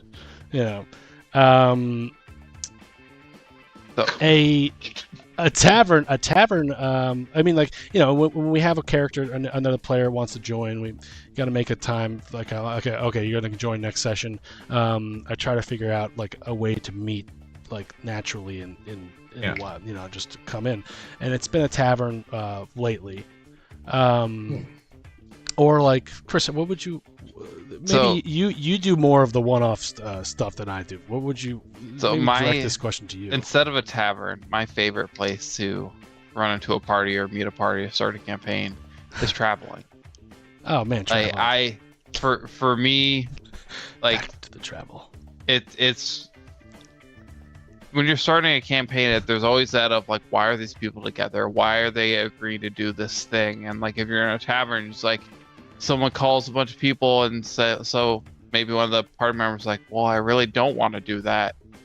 But if you're traveling, it's like you already have an end goal. You're already moving together. You already agreed to be near each other. You can have those introductions somewhere along the way, but it gets everything rolling and moving. Taverns are fun, and I always love taverns when there's a fight in them to start. It's like, hey, this very basic thing, and there's a lot of these people around. All right, now craziness, shit's happening. You're gonna learn something real quick. Yeah, that actually sparks up. I do want to just say something that one of my viewers said for his role playing things. He says he loves having a small prop for each different character so that he can get into it easier. It's kind of like that thing on Inception where they each have their own little their token kind of thing, and he has many stuffed animal familiars for that reason. And I really like that idea, Chris, because it is something tangible for the player to mess with. Is something it brings you into that dream world, but. On the tavern thing, I really do like the tavern, but you know what my favorite has been? An auction. Oh, actually, real quick, I wanted to say the Sea of Thieves one shot that I have coming up. I said I have pre-made character sheets. You guys are going to talk in your own Discord channel, and they're like instantaneously, can we have our own channel? I'm like, fuck yes. Like, I love that because you guys are on a ship together. I don't want to go into the do I trust this person who's raising the sail with me? Like, yes, you do. You do. I don't want to go through that whole thing. You guys trust each other. You know each other. But you guys come up with your story and let it come out in the one shot. And that happened. But my favorite is an auction. None of them know each other. An auction in the middle of a town, hawking dead body parts or clockwork things. Think of the most random things, and they have the gold to spend, but they must spend some of the gold, at least 50%. That one was my favorite. I don't know if I smoked a big joint right before that. Oh no, you know what it was? I did smoke a big joint. That was in the days that I smoked weed. But I literally came up with it 5 minutes before the campaign. I was like, oh, I've got this one shot old. So how did the characters get together? I guess they all won a piece, or did they?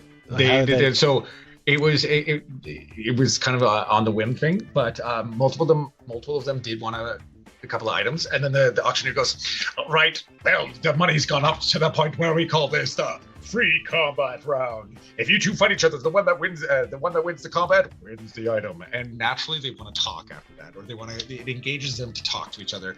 And what happened was they're like, why don't we all just turn against the auctioneer? But then the other side of it too was some of the items combined their gave them like, oh, okay, thank you very much. And there was 2 items, and then they both walked away, and it was like, man, that guy was hot. And the other guy's like, who, me? But they were all just thinking in their head, and it telepathically connected them. And it was just like, I don't know who you are, but you're in my head. I like this. Turned on by it, but I'm also really creeped out. Don't think weird things. Don't think weird things. Banana in my bum. What? And it was just like, it was fun to see them naturally go like be weird about it, because if someone could like, back to the conversation of, does everyone you know really know you? If someone just randomly got into your thoughts and was like, like, man, that guy just flipped me off. I felt like if I hit his car with my car at this angle, and then I wonder, would he flip out of the car? And it's like, bro, like, but so it's to me, an auction can be whatever the heck you want it to be at that point, because you can introduce whatever item you want at that point, right? You can yeah. But the thing for me was every single item disappeared. The auction was over. I feel like, Chris, when did your characters come in? So you came in you had 2 characters coming in a forest. One was in the mushroom forest in the dark. Yeah, another one just randomly. I had the prison. Yeah. I had one in the forest, the Artemisia forest against the undead. Yeah. The zombie hydra. And then I had one on the island of the sages that popped out of the coffin. And then one in the mushroom forest. Yeah, and Matt's character sort of founded it. We have a lot of cities, so it makes sense to come in. But like, oh man, to have a starting session where everyone sort of gets to know. It's interesting seeing like a new character or a new player character get introduced into the group where they're like, I don't trust this guy. It's like, well, everyone knows you're going to. Yeah, or, exactly. So how long are you going to play that trope of? Yeah, it's I let it go because it's role play, but it's fun to play it. I love doing that as a party member. Of like, I'm gonna make you prove as your new character that you deserve to be with this group. And the DM, like myself, I'm sitting there. I'm like, all right, I'm gonna give this another minute before a bad guy shows up. Because so my number one viewer and moderator, and literally he watches a lot of my Twitch. He says he started off dead in the campaign, and they got to describe how they died. And it's like, okay, I'll stop that there because it's like, okay, do you all get risen by a necromancer at the That's same time? And so you're like, awesome. That's there we go. hilarious. I love it. You know, and so like that one, Chris, I'm sorry, not this Chris, moderator Chris, Christopher, I will be stealing that. I'm That's definitely gonna use that hilarious. because that is. This Chris is stealing that too. Yeah, you know what? Yeah. I'm gonna let you guys steal that one. I'm gonna Oh, blame. thanks, Spence. Yeah. Thanks. I'm gonna blame, but blame Matt when somehow. I cast Fireball. I'm assuming that this is a desecrated desert graveyard, so everything's gonna go up like Tinder. yeah, And not exactly. the app. That's hilarious. Imagine your character coming out to dead, and then there's got to be an explanation. That's And very yeah, cool. that's what he said. Describe how we died, and so it's like that moment of like, oh, character generation right there. I don't know. I noticed that. Oh no, ads start in 42 seconds, so you can see this conversation. But I think that's brilliant because Talk about immersion from the get go. That's like right there. I'm seeing that Chris Pine scene in the graveyard. Like, I don't know. What do I ask him? I don't know. Was that one of the questions? Yes. Like, oh, stop. Yeah. So good. That's One of my favorite scenes. Yes. Listening to you guys talk about that and about getting into roleplay more, it sounds a lot of just world build around your character. It's like when we bring our characters into the world, a lot of times it's your empty map and you're like, I'm gonna make a town here and a city here, or the connections, the stories you made, the people you owe money to. It's just world build around it. If you guys are okay, I'm going to send you guys that poem. And because it actually says that, like, are you running away from some debt? Are you doing this? I'm really proud of that poem because yet to this day have I seen an experienced player or a complete, like, never even seen or heard of the game read that and not go, do you have a pencil? It's like, yes, there's actually one in there. There's actually some paper for you, because they're like, oh man.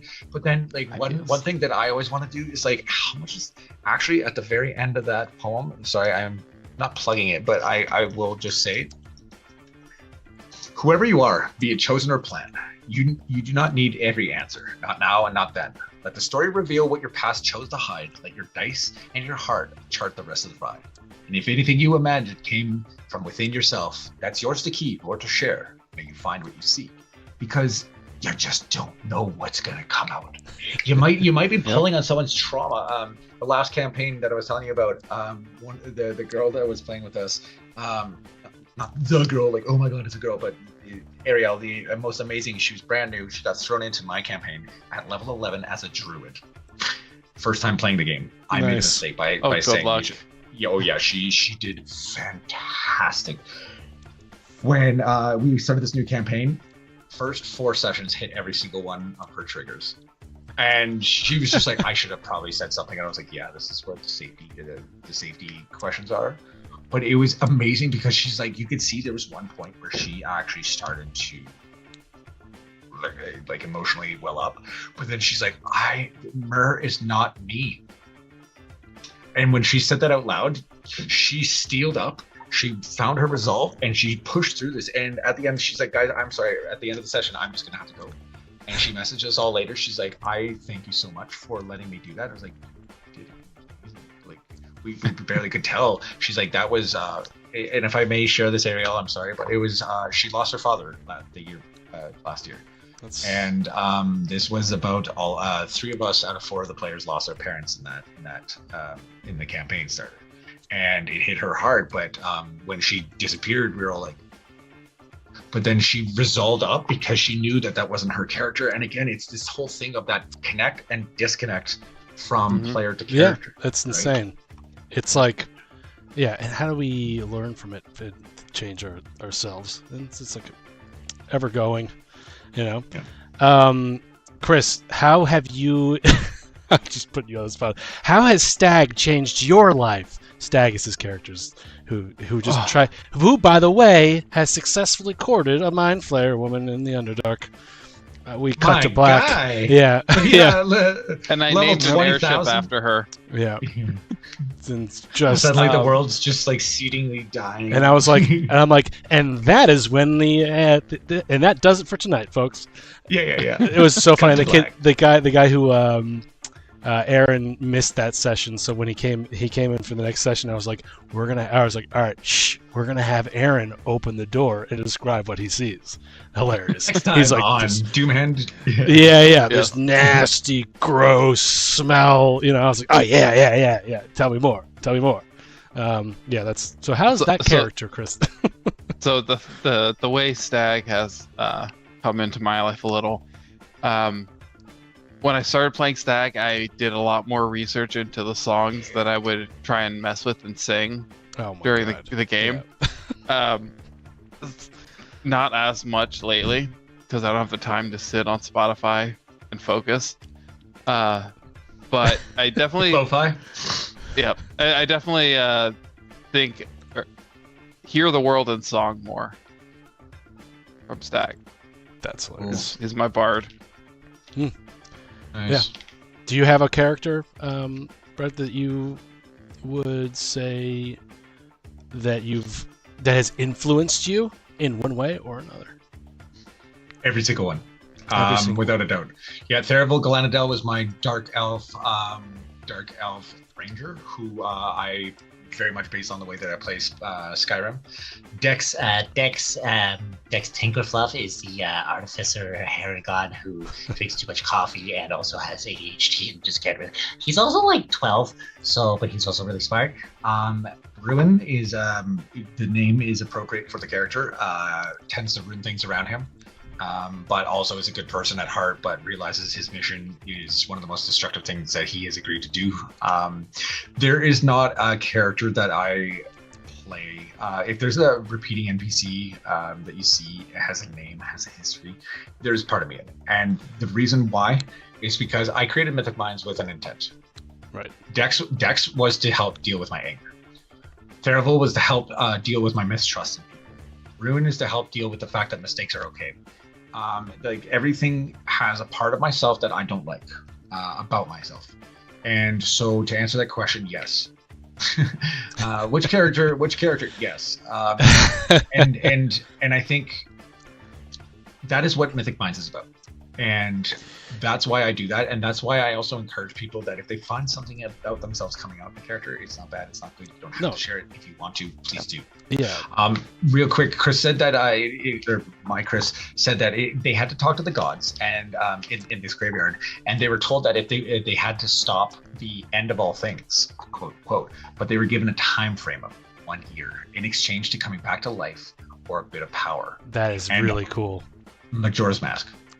Yeah. That felt like Majora's Mask instantaneously to me.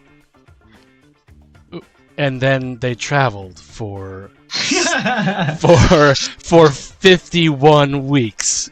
And The moon was this here. is the week. The moon was here. Yeah, The moon yeah. was here. Sorry, I hit the mic there. But, yeah. Yeah, so the characters, I feel like with Agoth Doomhand, quite honestly, the more like I wanted him to be evil, I wanted him to have a story, but as the story goes on, as we develop this campaign, the more I realize that this character should be played. I feel like it's like he lost his family, he has such a fight against the gods. How do you kill a god? You got to kill its followers. If no one believes in the god, then it loses its power. So like that's the to bring it circular back to like the magic realm. It's like, well, to kill the magic of the god, like if you don't believe in it, then whatever. So he's going around trying to like spread the zombie apocalypse, trying to kill all those followers, and like that's the character. And I was like, is that me? Is that me? No, but like the like research that's gone into it, and like the themes in it, everything pulling from like my background as like the fine artist, even the plumber, even like putting things together, thinking it through, measuring twice, and all that stuff. That really went into like the development of that character. I've played him so little in the campaign that I feel like I need to get in touch with that character. I feel like ultimately, because like I honestly think that like at least the creation portion of it was so fun and so enjoyable that like how could that not be ultimately part of me? It's like, well, and I've got 2 points on that. I used the exact same thing. Sirik, the god of lies. He gained a lot of power, subverting the power from the gods of good and evil.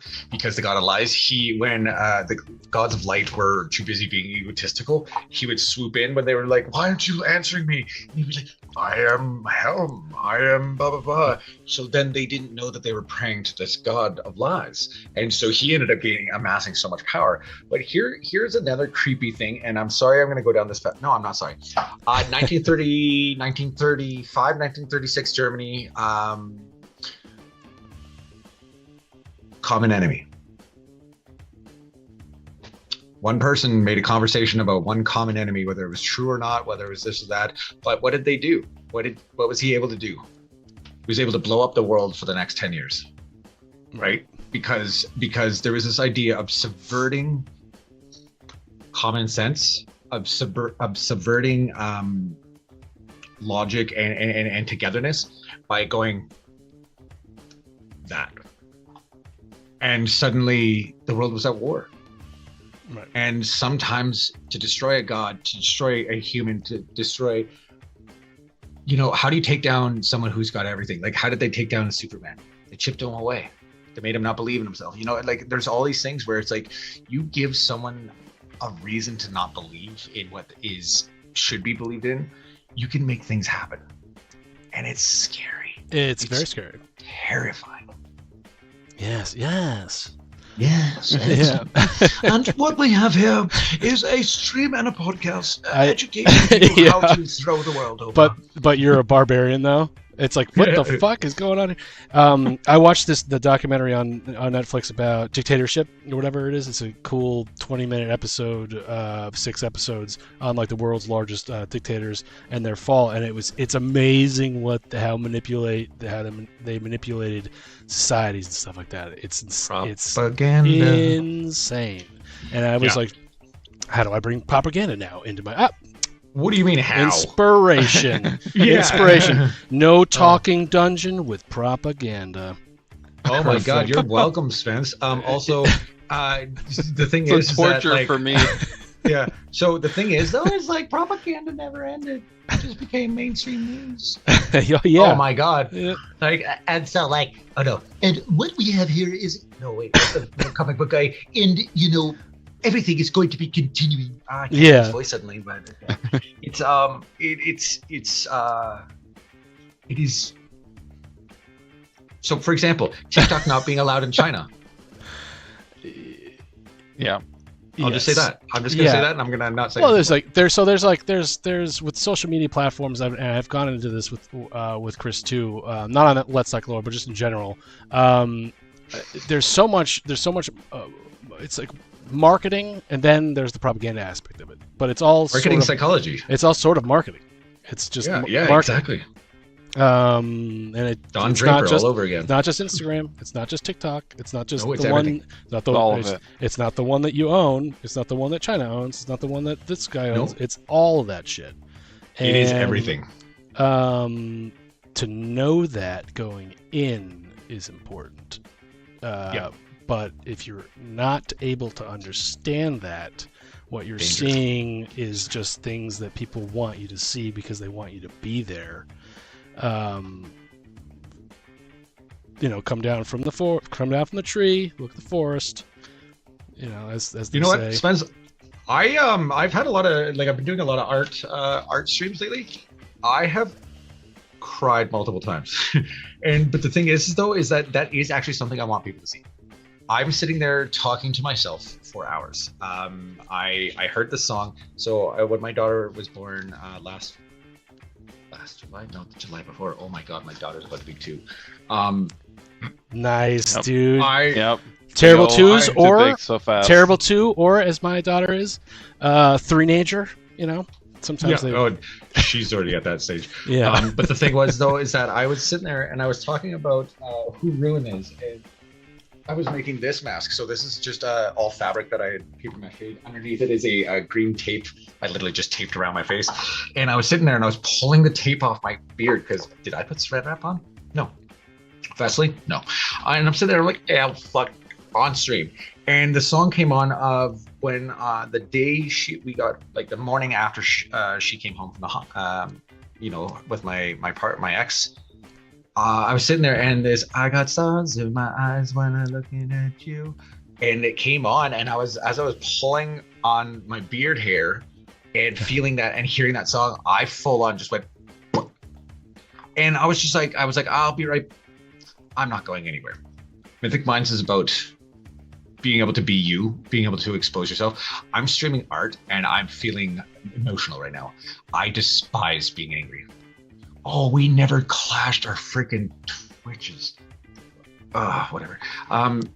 And every single person in this stream was just like, bro, like, we got you, right? And I'm like, yeah, that's why I didn't go away. That's why I did not go on to break. That's why I didn't do this, because I know, even though I've never seen your face, Chris and I played Sea of Thieves for the first time after I've been playing Sea of Thieves, I say for a month, maybe 2 months, but I have like an hour and some sessions at a time. He has been there guiding me the whole time. And the first time I had to ask for some people to go and film. He showed up and I was like, Chris, this is the first time I'm hearing your voice. And I'm like schoolboy crushing you right now. And it's these weird things, but it's that type of community that, but here's what my point is. It is my brand to have done that. And I don't like not having to admit it. I don't like the fact that I'm aware of that, but it is vulnerability, communication, support, and gaming. Mythic Minds. Nice. There it That's is. a great outro. But it's a brand. It's what I want people to see. It is something I am pushing, but with benevolence. An unbelievable amount of things, first off, that we've covered, but also that we can continue to talk about. But I think to bring it to a close for this episode of Let's Talk Lore, yeah, dude, grow your thing. You're gonna do it. Like, yes. There's nothing. You too, guys. There's nothing stopping you from it. And every now and then we invite a creator on. We're open to whoever wants to come on. There's no hooks. There's no nothing. You stream to your thing or whatever you want to do. It's not about likes or anything. We just want to build the community, have a platform where people can communicate.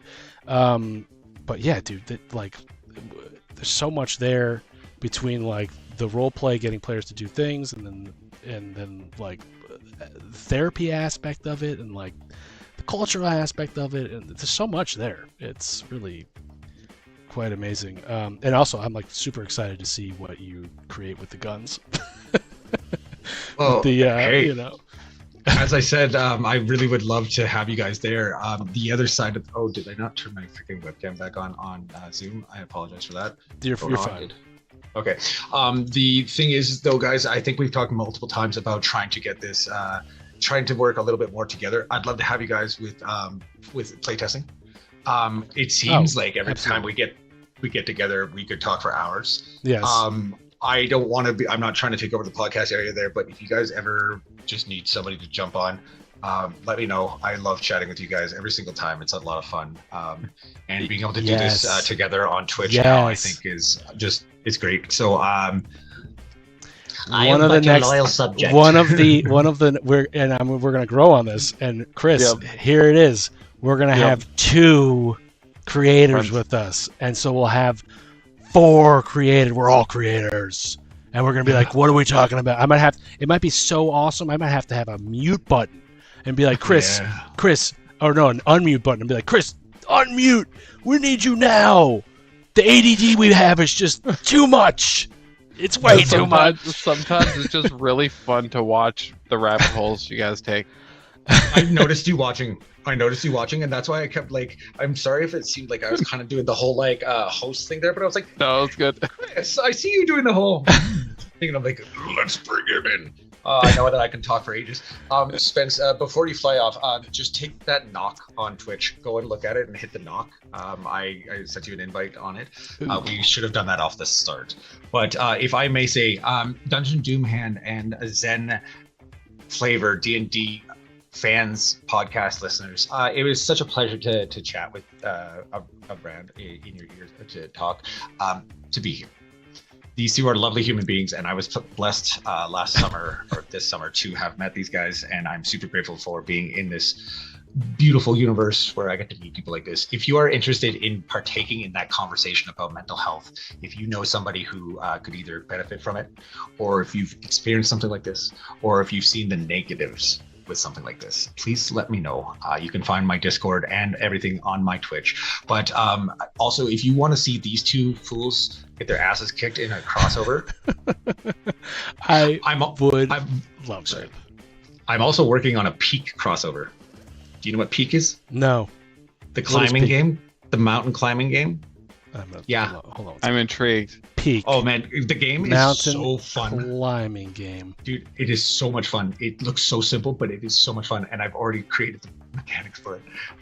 So if you guys also have an idea, I cannot run the actual one-shots saying that this is a crossover. Like Call of Duty crossover when it actually airs. It is an operator crossover inspired by Call of Duty. I love the idea of building mechanics. I've kind of lost taste for world building. I love mechanic building. So if you two need some help on that, one thing that I did witness is you guys get your ass kicked by a dragon that you guys tried to fly away from, but then you realized you had to do this and then you had to do that. It was so much fun to see that because I've never actually played a dragon as a DM. And to watch you do that, Spence, was a lot of fun for me, especially when these guys were making terrible decisions. I mean, lovely decisions. Well, we survived, so it's you did. Barely. By the hair of your chinny chin, my friend. Yeah. Thank you guys so much for having me. Yes, thank you for joining. Pleasure is ours. Roll high and subscribe. Chris, I beat you to it this time. You did. You yeah. did. And I beat you both to that one. There you go. There you go. Join us next week. Well, we're going to do Agoth Doomhand and Skulls of Power on Monday. On Monday, yeah. Yes, and in 2 weeks, let's talk lore again. Until then, do some things, spin some dice, whatever.